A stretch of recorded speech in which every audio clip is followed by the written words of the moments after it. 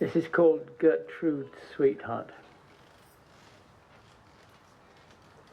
I met Gertrude at the bingo. She'd lost her glasses and couldn't see her numbers. I was the lucky man who got to help her guide her pen. Every time my hand brushed hers, she giggled like a 16-year-old. Made me forget I was in a retirement home. I was so happy, I couldn't bring myself to tell her that her glasses had been on her head the whole time. The next morning I walked down to the corner shop to buy her some flowers. I thought of her giggle every step of the way. But by the time I got back to the residence lounge, the seat next to her was taken. It was Mr. Willoughby, that smooth-talking Lothario from number 29A. He's a retired British officer who wears a tweed suit and has the straightest back I've ever seen. Hardly any arthritis. He sounds like David Attenborough, and he can dance. Not just the slow dance, he can do the twist, the jitterbug, the tango. He's next to Gertrude telling jokes, and she's giggling away, saying, "Oh, Mr. Willoughby, you are funny." Cad. Last year, there was a scandal involving Willoughby and Mrs. Smith from 28A. That's right, Mrs. Smith.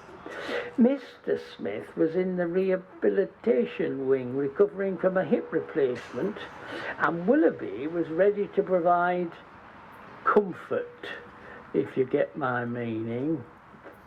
No one was surprised when Mrs. Smith died of a heart attack. It was the most action she'd had in 30 years. Then there was Mavis and Betty and Doris.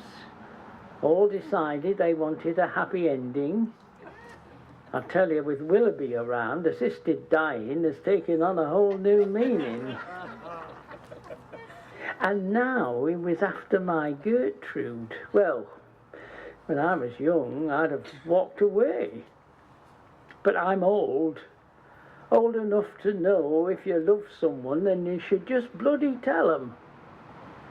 I wasn't going to let him take her back to his parlour without a fight, so I shuffled over, holding my flowers like a schoolboy, and I said, "Gertrude, I'm old and I can't dance, and it took me an hour to get you these flowers from the corner shop, which is 400 metres away. I have a crooked back, and I don't sound like I narrate nature documentaries for the BBC, but I love you.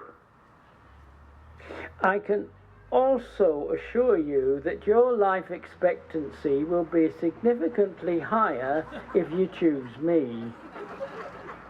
So, if you want a few minutes of excitement, followed by a heart attack, then Willoughby is your man.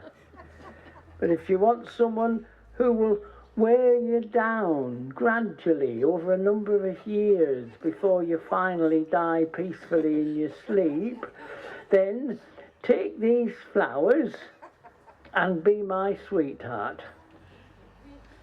Willoughby sneered, but Gertrude giggled and took the flowers.